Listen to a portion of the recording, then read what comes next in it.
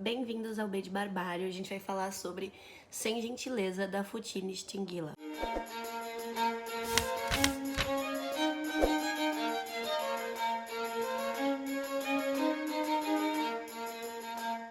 Bom, eu me interessei por ler esse livro porque eu sempre via muita gente falando a respeito dele, muita gente sempre falando muito bem a respeito dele, em muitos sentidos que me agradam muito, falando sobre como ele trata as personagens femininas, sobre como ele fala da questão do abuso sexual, da gravidez, das doenças sexualmente transmissíveis. Então, ele tava no meu radar. Aí eu descobri que a Futi vai vir, então, aqui para São Paulo no final de novembro e decidi lê-lo. Por sorte, fiz uma troca com o Rodrigo Tavares, o autor de Andarilhos, e peguei esse livro aqui na faixa, né? Ele é editado pela Dublinense. E aí eu também dei a sorte, né, de a Tami escolher esse livro para ser o livro do Clube Plex, que é um clube presencial aqui em São Paulo, do mês de novembro. Então eu já pensei, bom, vou matar então muitos coelhos com uma só cajadada e vou ler esse livro. Ainda por cima, a Jéssica Matos, do canal Jéssica Matos aqui no YouTube. Se você não conhece o canal dela, corre lá, que vale muito a pena. É um canal, tipo, um dos melhores canais de literatura que eu conheço aqui no YouTube. E ela falou, eu queria muito ler, então vamos ler juntas. A gente já tinha feito uma leitura conjunta, que é de O que é Empoderamento, né, da Joyce Bert. E aí a gente pegou esse livro aqui. Bom, do que o livro trata, primeiro. O livro conta a história principalmente da Mvelo e da mãe dela, a Zola. A Zola é uma mulher soropositiva, isso fica bem claro desde o começo, assim, no segundo capítulo a gente já sabe que ela contraiu, então, o vírus da AIDS, o HIV. E a gente tem a gente acompanha esses últimos momentos da Zola, esses últimos meses da Zola com a doença. E a Mvelo, que é a filha dela, de 16 anos, cuidando dela. A gente depois vai ter várias retrospectivas na história que vão contar o passado, por exemplo, da Zola, como a Zola chegou onde ela estava, como ela conheceu a pessoa responsável por passar o vírus para ela. E aí nessa história a gente conhece uma terceira personagem, que é a Nonseba. E aí a gente tem também uma retrospectiva de como foi toda a vida dos avós e dos pais da Nonseba. Esse livro trouxe para mim uma grande carga de ancestralidade. Eu acho que essa é uma das palavras para mim que mais definem esse livro. Ele mostra, principalmente pelo lado feminino da família, pelas mães, pelas irmãs, pelas tias, pelas avós, a força que essas mulheres tiveram de ocupar esses territórios que não lhes eram permitidos. E como essa coletividade feminina, esse empoderamento, né, que é sempre coletivo, não existe um empoderamento individual, né, acaba por dar espaço para as próximas gerações e fortalecer as próximas mulheres, para que elas também ocupem com efetividade esses espaços. É muito interessante porque existem homens aqui que têm personalidades muito fortes, como o Sifo, que eu acho que é o homem que tem mais destaque aqui no livro, né? E o Sifo, ele pode ser o que for, ele é encantador, ele é nossa, enfim, ele é super divertido, como é dito aqui, mas ele, como todos os outros homens, como o Johan, como o Klingman, como todos os namorados e maridos e pais, eles são muito reativos. Eles estão ali e as mulheres estão em movimento e a gente vê que eles apenas reagem a essas movimentações femininas. E de certa forma, eu acho que isso representa sim uma realidade quando a gente a enxerga, né? Então, as mulheres estão ali militando, estão fazendo diversas coisas. E por mais que seja um homem militante, muitas vezes toda uma articulação feminina, ela passa por um homem como se fosse uma coisa já pronta, já chega pronto, e aí o homem apenas reage. Eu acho que isso é muito característico, não como biológico, eu nunca vou defender que seja uma característica biológica das mulheres, mas como uma característica socialmente construída que a gente tem, de como a gente constrói as coisas diferentes dos homens, né? E eu vi isso muito aqui.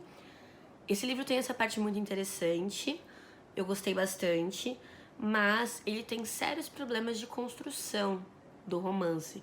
Então existem vários momentos em que ela repete coisas que ela não precisaria porque já foi construído. Então ela mostra o pai da Zola como um homem autoritário. Só que toda vez que se refere a esse pai, ela fala meu pai autoritário, o marido de não sei quem é autoritário, a gente entendeu pela construção que ele é autoritário, não precisa ver essa repetição.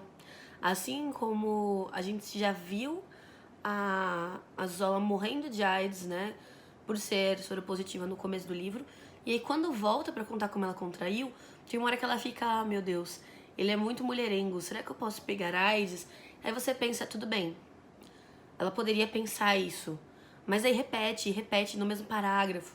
Então acaba perdendo um pouco da verossimilhança, o que me fez muitas vezes me descolar do romance, porque eu me senti incomodada com essas construções. Tem informações também que são jogadas, que não são construídas, como o próprio bom humor do Sifo.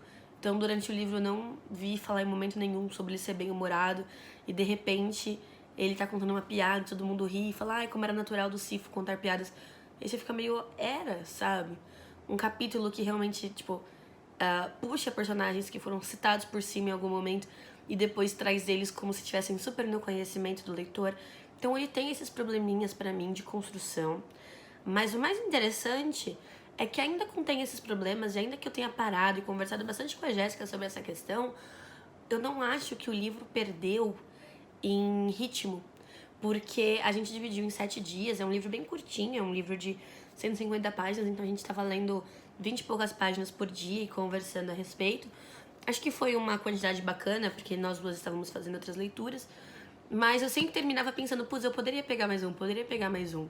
Então talvez eu tivesse lido esse livro sozinha em 2, 3 dias, porque a temática dele me prendia e o ritmo dele não estava sendo impactado por esses problemas que eu via na narrativa. Também existe o fator de que a gente vê claramente que algumas posições políticas da própria Futi transparecem na literatura dela, porque ela fala da luta por liberdade, ela fala de uma forma feminista, ela fala de uma luta antirracista. Então é muito bacana que ela traz o panorama da África do Sul e dos Estados Unidos aqui. Então a família da Nonseba, ela morou na América, viveu na América, então a gente tem essa luta pelos direitos dos negros na América também. 2 apartheids diferentes, né? O apartheid da África do Sul e a separação feita nos guetos dos Estados Unidos, com todos os seus banheiros para brancos, banheiros para negros. Então é interessante que ela consegue ampliar esse escopo, né? Não ficar só restrita à realidade da África, mas também trazer um pouco do colonizador. E é muito interessante porque a Nonseba é uma protagonista que ela é muito inteligente, ela confronta muito os outros. E tem um momento aqui que pra mim marcou muito, que é quando vem um pesquisador de algum país de fora, não me lembro agora se é da Inglaterra ou dos Estados Unidos, mas algo assim, e ele começa a falar, não, porque as crianças africanas são super felizes, elas nem ligam de morar na favela. E ele tá tentando o quê? Ele tá tentando normatizar uma situação horrível, exatamente para isentar que países de fora, que a própria Inglaterra e os Estados Unidos sejam obrigados a resolver o problema, né? Por uma responsabilidade de colônia e metrópole. Se não me engano, é a Inglaterra mesmo, de onde o cara vem. E aí a Nonseba chega pra ele e fala, você é um imbecil. Você tá dando doce pras crianças. Elas estão te respondendo o que você quer que elas respondam, porque elas não são burras. Elas sabem o que você quer. E elas estão te dando o que você quer, não a resposta correta.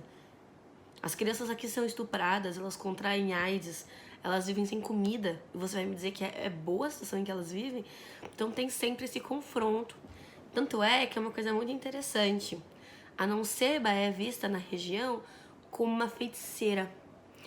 E assim, em muitas tribos africanas, né, a gente não pode falar da África como uma unidade em relação de país, porque a gente sabe que a divisão dos países ignorou completamente a divisão tribal dentro da África, o que causou um monte de conflitos, né, na era pós-colonial. Na colonial também, mas aí ainda tinha certa vigilância, né, das metrópoles.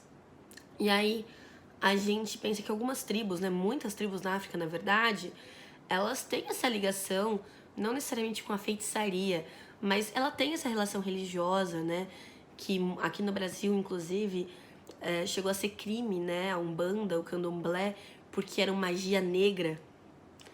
E aí a gente pensa que essas tribos que têm os seus rituais, que têm as suas religiões, elas passam por um processo de colonização e de cristianização, a ponto de olhar para uma mulher empoderada e dizer, ela tá fazendo isso, aquilo, porque ela é uma feiticeira, e repudiar o que na verdade era um orgulho dos ancestrais desses povos, né?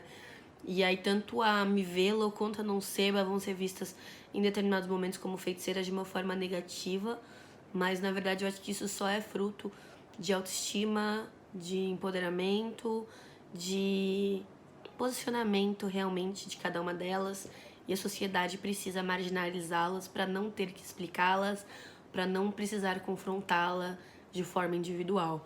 Então eu acho que assim, é um livro que realmente traz muitos panoramas, traz muitas coisas interessantes, e eu adoraria ver novos livros da Futi para poder acompanhar esse desenvolvimento da escrita em conjunto com temáticas que me são tão caras. Bom, pessoal, é isso. Espero que tenham gostado desta resenha. Fica aí a minha indicação. Não é todo dia que a gente lê literatura sul-africana, não é mesmo? E se gostaram, deixem seu like. Se não gostaram, deixem seu dislike. Mas comentem o porquê não gostaram. Se gostaram desse vídeo também, se inscrevam no canal clicando na bolinha com o meu rosto, que vai aparecer aqui do lado. Um beijo e até a próxima.